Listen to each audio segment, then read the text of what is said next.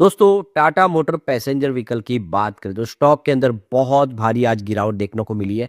जबकि कंपनी ने फरवरी महीने में कमाल कर दिया है। नंबर 2 की पोजीशन हासिल की है। लगातार बिजनेस बढ़ रहा है, सेल काफी अच्छा कर रहा है। कंपनी जो नए मॉडल लॉन्च करे उसको हाथों हाथ लोगों के द्वारा लिया जा रहा है, लेकिन शेयर है जो लगातार नीचे जा रहा है। क्या है इसके पीछे की वजह? जिस शेयर की प्राइस कंपनी ने 400 के ऊपर डिसाइड की थी, वो स्टॉक 350 पे आ चुका है। क्या और गिरावट होने वाली है, समझने की कोशिश करेंगे। दूसरी तरफ अगर हम टाटा मोटर कमर्शियल व्हीकल की बात करें तो कंपनी को एक बड़ा झटका लगा है। उनका एक बड़े ऑर्डर जो है वो कैंसिल होता हुआ दिखाई दे रहा है, लेकिन कंपनी की तरफ से इसको लेकर क्लेरिफिकेशन आ गया है। कमर्शियल व्हीकल बहुत अच्छा कर रहा है। अब देखिए ग्लोबल मार्केट में भी आईबोको के अधिग्रहण के बाद कंपनी का बिजनेस बढ़ेगा, लेकिन शेयर की प्राइस बहुत गिर गया। क्या है उसके पीछे की वजह, जानने की कोशिश करेंगे इस वीडियो के माध्यम से। लेकिन फ्रेंड्स उससे पहले अगर आप पहली बार हमारे चैनल पे आए तो चैनल को सब्सक्राइब कर दीजिए, एक बेल आइकॉन दबा दीजिए ताकि जब भी नया वीडियो बने पहला नोटिफिकेशन आपको मिले। वीडियो पसंद आए तो लाइक से जरूर कीजिए। चलो फ्रेंड्स वीडियो स्टार्ट करते हैं। मैं हूं आपका दोस्त एस बी दवे और हमारे अपने चैनल ऑनलाइन कमाई में आपका बहुत बहुत स्वागत है। सबसे पहले टाटा मोटर पैसेंजर व्हीकल की बात करें तो 351 पर क्लोजिंग थी आज। 5.29% की भारी गिरावट देखने को मिली। तो ये 370 की क्लोजिंग थी परसों की। कल बाजार क्लोज था होली की वजह से। आज कमजोरी के साथ 363 पर शुरुआत हुई और इसके पीछे सबसे बड़ी वजह रही बाजार में सुबह भारी गिरावट के साथ शुरुआत होना। और लेकिन अब बात यह है कि यहीं से स्टॉक ने गिरना जो शुरू किया, बाजार रिकवर हुआ ही नहीं। इंट्राडे में 350 पर आया, क्लोजिंग भी वहीं पर रही। अब आप देखें इसका 335 का 50 रुपये का लो बना हुआ, हाई 419 है। फिलहाल स्टॉक अगर आप देखें तो अपने निचले लेवल की तरफ दबाव में स्टॉक दिखाई दे रहा है। अब दूसरी तरफ अगर हम टाटा मोटर लिमिटेड यानी कमर्शियल व्हीकल की बात करें तो यहाँ पर भी भारी गिरावट थी। 472 पर स्टॉक आ गया, जहाँ पे 5.22% की गिरावट देखने को मिली। यानी दोनों ही स्टॉक के अंदर 5% से ऊपर की गिरावट हुई है। काफी कमजोर साबित हो रहे हैं स्टॉक। वैसे टाटा मोटर कमर्शियल व्हीकल तो अभी भी बहुत अच्छा है, क्योंकि कंपनी ने इसकी जो प्राइस रखी थी वो 270 रखी गई थी। वो 270 का स्टॉक इस समय अगर 470 के आसपास है, तो अभी भी अगर आप देखें तो पर शेयर यहाँ पे 200 रुपए का लोगों को फायदा हो रहा है। तो कमर्शियल व्हीकल का बिजनेस तो अच्छा कर रहा है अभी भी। तो यहाँ पे देखो कि टाटा मोटर्स को देख सकते हो कि लग रहा है कि झटका लगा है, लेकिन सफाई आ गई है टाटा मोटर कमर्शियल व्हीकल की। तो इंडोनेशिया के अंदर उनका ऑर्डर है उसको रोक दिया गया, ऐसी मीडिया में खबरें निकल कर आई थी। लेकिन इसी को लेकर उनसे क्लेरिफिकेशन मांगा गया था और उन्होंने एक्सचेंज को क्लेरिफिकेशन दे दिया पूरे मामले को लेकर। तो ये देख सकते हो कि टाटा मोटर कमर्शियल व्हीकल ने इंडोनेशिया से मिले एक सबसे बड़े ऑर्डर को रोके जाने की मीडिया जो रिपोर्ट है उस पर अपना क्लेरिफिकेशन दे दिया है। कंपनी ने सोमवार 2 मार्च को बाजार को जानकारी दी कि इंडोनेशिया में उनके ऑर्डर को रोके जाने की खबर का उसके वित्तीय प्रदर्शन पे कोई भी असर नहीं पड़ेगा। यानी अगर उनका प्रोडक्ट ये जो ऑर्डर उसको रोक भी दे तो उससे उनकी फाइनेंशियल सेहत पे कोई निगेटिव इफेक्ट नहीं पड़ेगा। कंपनी ने अपने बयान में स्पष्ट किया कि उसने इंडोनेशिया स्थित अपनी सहयोगी इकाई से स्थित की जो जानकारी ली है, यानी वहाँ की जो स्थिति है उसको जाना है। वहाँ की मीडिया में प्रकाशित रिपोर्ट जिन्हें भारत में भी दोहराया गया है, दरअसल आयात और स्थानीय मैन्युफैक्चरिंग से जुड़ी घरेलू पॉलिसी पर चर्चा को लेकर है। इनका संबंध कंपनी को मिले ऑर्डर की मांग या उसके एजुकेशन जोखिम से नहीं है। यानी ये उनका इंटरनल मैटर है, फिलहाल हमारे ऑर्डर से उसका संबंध नहीं है। कंपनी ने कहा है कि हमें ऑर्डर और एडवांस ऑलरेडी मिल चुका है, वो प्रोग्राम पर आधारित है। हमारा इरादा जल्द ही सप्लाई शुरू करने और अपने कमिटमेंट के मुताबिक धीरे-धीरे डिलीवरी पूरी करने का है।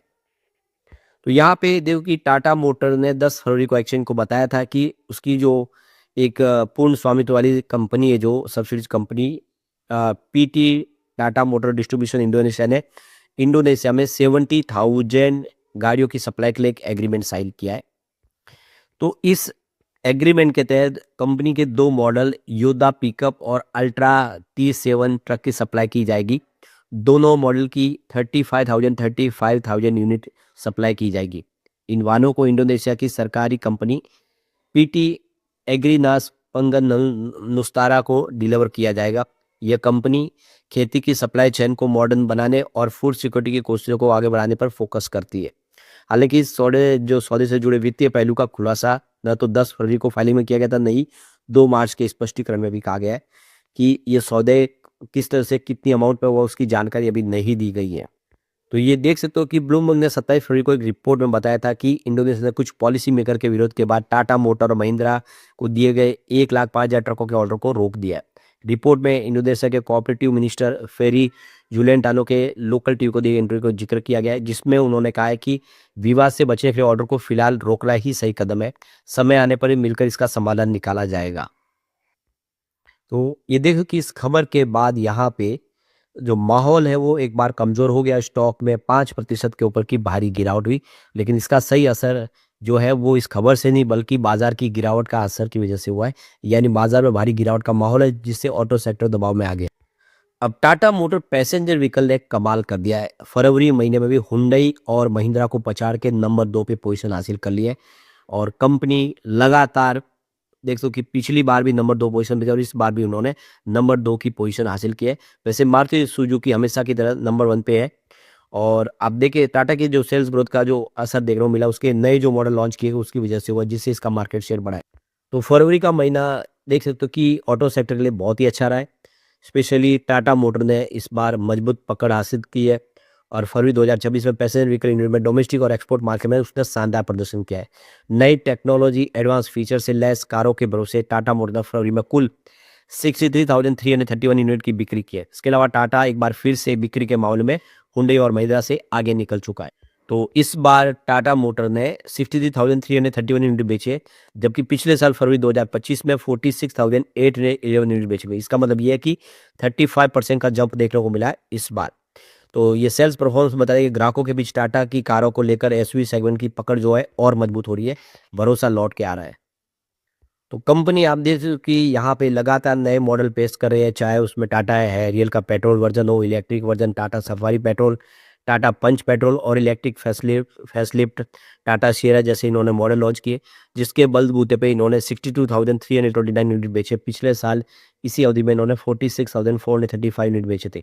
तो लगातार नई टेक्नोलॉजी के साथ सेफ्टी के साथ जो नए मॉडल लॉन्च किए जा रहे हैं उसकी वजह से लगातार ग्राहकों का भरोसा बढ़ रहा है टाटा मोटर को लेकर। अगर हम सेगमेंट वाइज करें बात तो डोमेस्टिक मार्केट की बात है, फरवरी में इस बार 62,329 यूनिट बेचे। पिछली बार फरवरी में 46,435 यूनिट बेचे थे। इसका मतलब 34% की ग्रोथ है। एक्सपोर्ट की बात करें इस बार 1,002 यूनिट की इन्होंने एक्सपोर्ट की है। पिछले साल फरवरी 2025 में मात्र 376 यूनिट का ही एक्सपोर्ट था, मतलब 167% का जबरदस्त जंप देखने को मिला है एक्सपोर्ट के अंदर। ईवी की बात करें उन्होंने 63,331 यूनिट बेचे इस बार, जो कि पिछले साल 46,811 यूनिट बेचे थे, मतलब 35% का जंप है ईवी सेगमेंट में।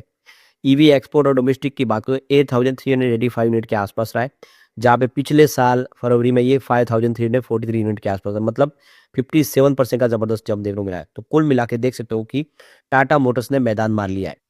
ईवी सेगमेंट में कंपनी मार्केट लीडर है और काफ़ी बेहतर किया। कंपनी ने 8,335 यूनिट बेचे, पिछले साल इन्होंने 5,343 यूनिट बेचे, मतलब 57% का सालाना दर पर जंप देखने को मिला है। पूरे इलेक्ट्रिक व्हीकल सेगमेंट की भी बात करें तो इस बार 13,669 यूनिट बेचे है, जिसमें 44% की जबरदस्त जंप है। फरवरी 2025 में ये आंकड़ा 9,479 यूनिट के आसपास था।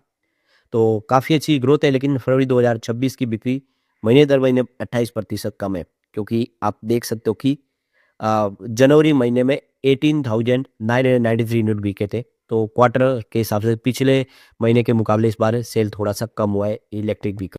अब ईवी सेगमेंट में देखें तो नंबर 1 बन चुकी है टाटा मोटर, इसने 5,558 यूनिट बेचे।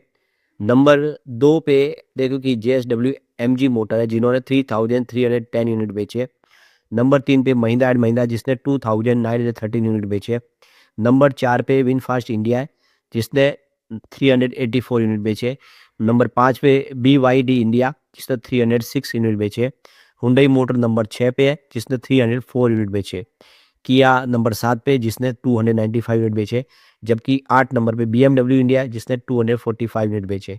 तो इस लिस्ट में देखेंगे तो आपको समझ में आएगा कि टाटा मोटर बहुत आगे है। उसकी जो टक्कर अगर आप देखें तो धीरे-धीरे 2 कंपनियाँ ज़रूर दे रही है, जिसमें एमजी मोटर्स और महिंद्रा एंड महिंद्रा है, लेकिन फिर भी रेस में बहुत आगे। ये इशारा है कि आने वाले समय टाटा मोटर बेहतर करेगा, लेकिन इस समय बाज़ार का सपोर्ट नहीं मिल रहा है, बाज़ार की स्थिति खराब है। थोड़ा-सा धैर्य के साथ बने रहे, बाज़ार थोड़ा-सा सेटल हो, उसके बाद में अपनी रणनीति के बारे में विचार करें। लेकिन फ्रेंड्स, कोई भी इन्वेस्टमेंट करने से पहले अपने फाइनेंशियल एडवाइज़र से एडवाइस ले लें, या अपना खुद का रिसर्च करें, क्योंकि मैंने वीडियो आपके एजुकेशनल पर्पज के लिए ही बनाया। वीडियो पसंद आए तो लाइक से जरूर कीजिए और चैनल को सब्सक्राइब कर लीजिए। Thank you friends.